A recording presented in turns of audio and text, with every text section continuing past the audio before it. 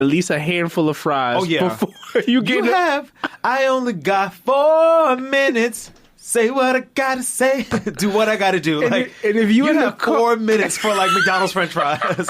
After 4 minutes and 9-degree weather, you throw those shits in the garbage. You remember the episode of Martin where Cole went to go get the pizza in a snowstorm? No. What? He went to go get the pizza in a snowstorm. He came back. Like, so they couldn't, like, he was gone for a while. Mm-hmm. Martin was like, I'm going to go out and get my boy Cole. He opened up the door and Cole was standing there frozen. Wait, yeah, I did remember. They grabbed the pizza and then they dropped the box and it broke like glass. Yeah, I remember that. That's McDonald's French fries. After 4 minutes. And you know, if you driving.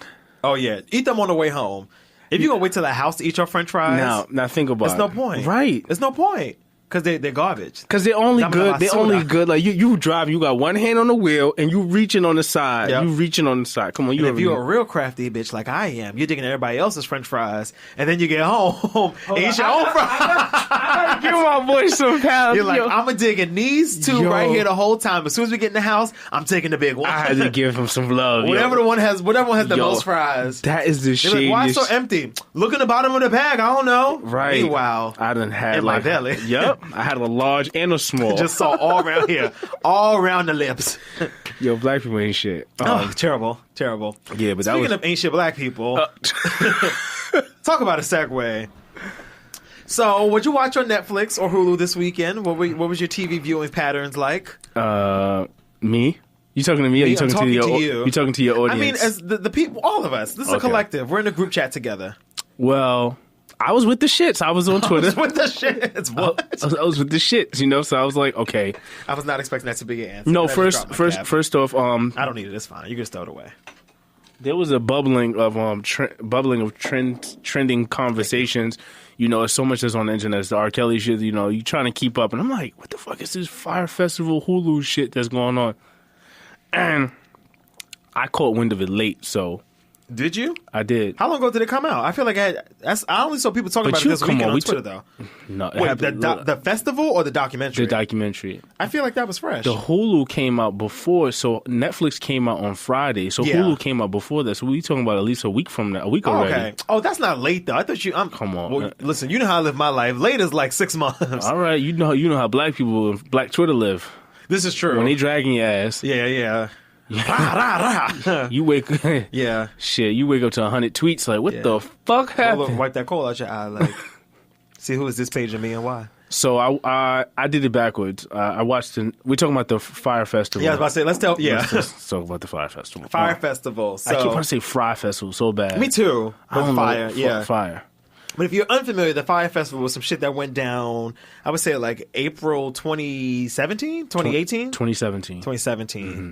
All right, because that wasn't... Yeah. So it was this festival that was supposed to be happening down in the Bahamas. Shout out to Bahamas. And I actually really want to go to Bahamas. Have you been? You know, no, but it's funny. When I was on my flight to Aruba, I definitely saw Eber at the airport going to Bahamas. And I was like, oh, okay. Good for you. Mm-hmm. But... So this festival that's supposed to go down in the Bahamas. Well, the festival did go down, but this festival that's supposed to take place in the Bahamas is supposed to be like Coachella at the sea, basically. So I don't know why I was about to say the Locks. Because I just saw them recently. Not the Locks. They were at Apollo. In London, the Apollo in London. I watched it on YouTube. So Blink 182 about to cut this. And Malcolm know how tight it is. Right? Blink 182. Oh yeah, damn! I really fucked that up, y'all. Anyway, supposed to be a whole bunch of people on this. I can't even focus now. Yo, my whole energy. I'm gonna just look this way. I'm gonna look at y'all in the audience. I'm upset. So right. So there was supposed to be all these people on the lineup. You invite me to a Locks concert? First of all, you don't understand, nigga. This is my job. So, like, my brain is not computing these concerts the way that the public computes them. Like, when you see the Locks as a fourth member. Just you didn't see me. I figured you knew. I don't know how you didn't know. You knew about New Jack Swing. Anyway, that's not what we're here to discuss. Continue. Damn, I do feel bad though, because I'm like, yeah, you really do love the Locks. I don't know how I slept that. I'm sorry. You want to slow dance? No, we good. All right. Anyway, so it's supposed to be this festival that was happening. All these people supposed to perform. Blink 182. That's the only people I can remember for some reason. Mm-hmm. Oh, good music. Good music supposed to be on the bill, which was like, which was very like, who the fuck? Who the fuck? Who the fuck? I was like, name an artist, please. Yeah. Not a camp. Thank you. But yeah, so in any event, this concert was supposed to happen. If you haven't seen the documentary, it's on Netflix and Hulu. There's two different ones. But this concert, or this festival ends up not happening. They try to put it together.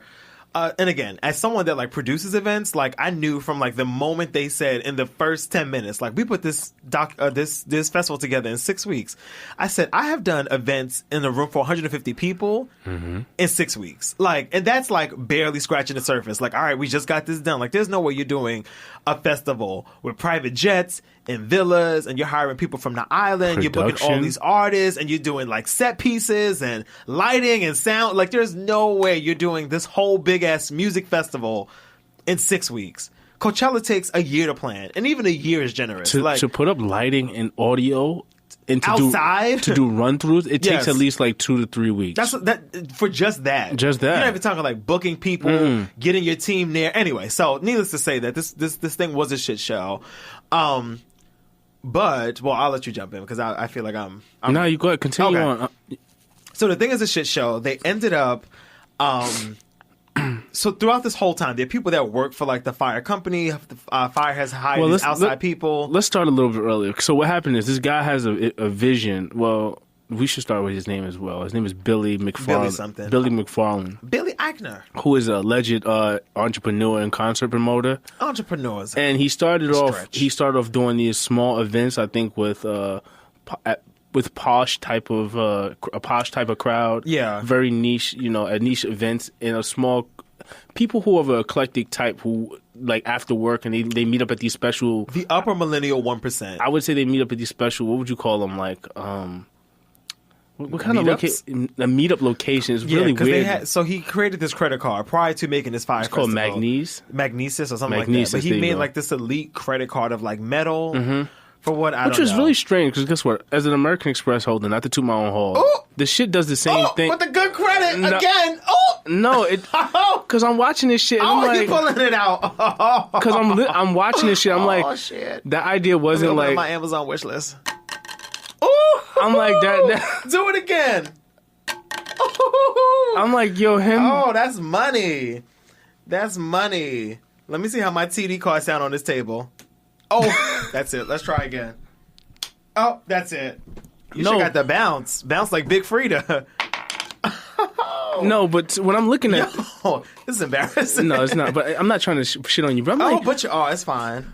Off the rip, I'm like, these people were already frauded because American Express already came out with the black card, and I know the American Express sounds like that though. But they already had released other cards which were very similar. This is a platinum card. They have a rose gold card and a gold card, and they all have that metal feel to it. So when I'm looking at this, I'm like, well, what does it really do? But I guess it gives you that sense of elitism where you can be involved. It's like an exclusive black card. Yeah, but what comes to that is a lifestyle where you get to be invited to all these little places. Yeah, you get meetups. You get like discount Beyonce and Jay-Z tickets to the Super Bowl, tickets to Hamilton, which we'll get to. 2 years ago, how the fuck you getting tickets to Hamilton 2 years ago? Right. Like, please. So with all that being said, he comes up with this vision, or he links up with, he comes up with this vision. I think at one of these events of his own before the fire, he tried to book Ja Rule, and then he came into a few headaches with booking Ja Rule. So then he envisioned having a booking agency through an app where... Oh, he created that? So the app was supposed to be the tie-in of, like, say, for instance, me and you are both wealthy. I'm having a bar mitzvah for my child, and you're having a baby shower, and you want to have whoever, Ariana Grande, come sing whatever fucking song.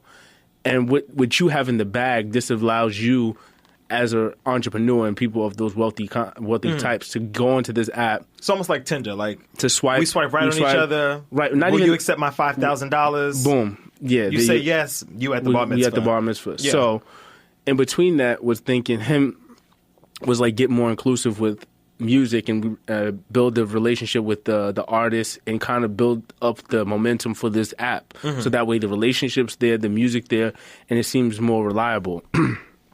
And I think in between that, obviously, in between that, Ja Rule got involved in it because he was the first person who he tried to book, and I think he ran into a few headaches, after a few $1,000s and, point people. It's like, yo, Jay, you know so and so, and I'm like, yeah, give me $100, and I send you another person. I'm like, give them. Yo, now he want $500. Yeah, You're like, wait, all right. Now I'm like, all Whoa. right, y'all done raped me now. Y'all scamming me. Don't worry, I'm about to scam all these hoes though. Right. So what happens is I think they somehow got connected. Bamboozled? No, they got connected, and they came up with the interest of this actual app.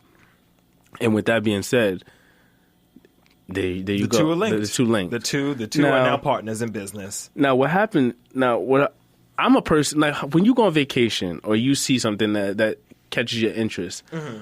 Are you sold immediately on the lifestyle or no? Because I'm from Flatbush or the glitter shit. I question everything. First of all, I'm also from New York. I think So, if you're not from like a popular place like New York, because again, you can see New York on TV on New Year's Eve and be like, "Wow, the magic," and go 5 stops and be in Brownsville. Not really, but you get my point. Like all that glitters in gold, so I'm aware of like the hood, and again, I love the hood, but like I'm aware of like hood adjacent being present in every place, like.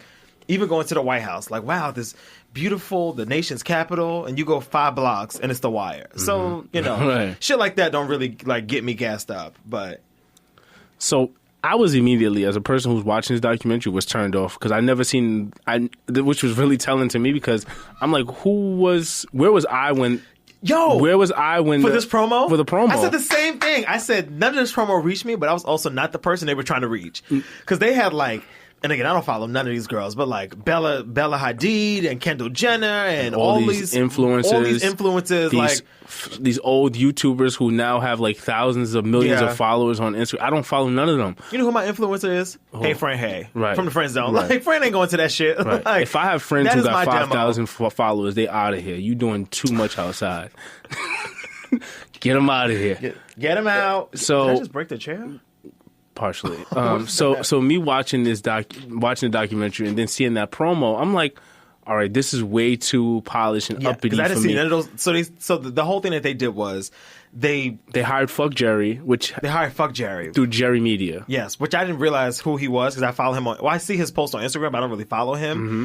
But what they did was they flew all of these influencers out to the island somewhere in the Bahamas to like shoot this fake commercial for this like exclusive weekend. It's like supposed to be like Instagram comes to life. So you'll be at this music festival, you'll see your favorite artists, there'll be a bunch of beautiful people, you'll see the likes of Kendall Jenner just sprawled out on the beach. It'll be Instagram in real life. Like she want to be hanging out with y'all niggas. Okay. But so it's supposed to be Instagram in real life. So they fly everybody down for like a weekend, they shoot this. There's no real storyline to what they're shooting. They're That's like, why I wanted anything. Yo, I felt like that. Like I felt just shoot niggas doing tequila shots. To the point, shoot girls not twerking because there's Bella Hadid. To the point where I felt like it was no execution. As like they immediately started having the girls that was there on shoot started to promote the actual footage of which they took, like the Instagram shot, like with the hashtag and stuff? Like hashtagging the photos that they had take through their phone on the beach right then and there. I'm like, wait, so wouldn't you wait to get back home to have a final product to kind of recoup? But again, you're on the fly just doing shit. You're using too much logic. These people didn't make sense. This whole documentary is about not making sense. So, of course, from Jump Street, right, go ahead. It doesn't make sense. So they get all the influencers there. They shoot the promo. And then I guess they get back to America a couple weeks later. Everybody's posting this orange square. Again, totally missed this orange square. Did not ever see anybody post that thing. But apparently that was the maiden call for these people. One of the documentaries, we can go differentiate which one. Yeah, because they go two different routes. Two different routes. But I think Netflix was more informative, but... You think so? I think so. I think Netflix did a better job of deep in stories. I feel like Hulu kind of stayed at the surface and covered more of like the social media aspect of it. Where I feel like Netflix went a little bit deeper. Like, there was some stuff, but I also fell asleep on the Hulu one, like the last 15 minutes. So, but again, the last 15 minutes. I feel like Hulu, it's kind of weird when you have people talking about something that they know they could have prevented, and they're talking about it after the fact. Like, you guys all knew this shit wasn't going to work. Like, speaking of like the Fuck Jerry and all these people who were involved in it. Yeah, and still got on the plane. And still went. And still went. Yeah. Because I would have been like, nah, I ain't fucking with this. But like I'm about to fast forward. But like they get there, there's fucking tents on the ground because there's no villas for all of these people. But we could talk about how I didn't feel bad for I felt bad for one person in this whole documentary. One person. You know who? Who? The black woman. What's her name? I wish I remembered. I sent it to you, but her name. the only while you get to her, we'll get to another part of the story that I don't want to say it tickled me because it wasn't funny, but it was funny to me. Her name is Marianne Rowe. Sure was. Mm-hmm. So Marianne owns this whole what's it called? Like a restaurant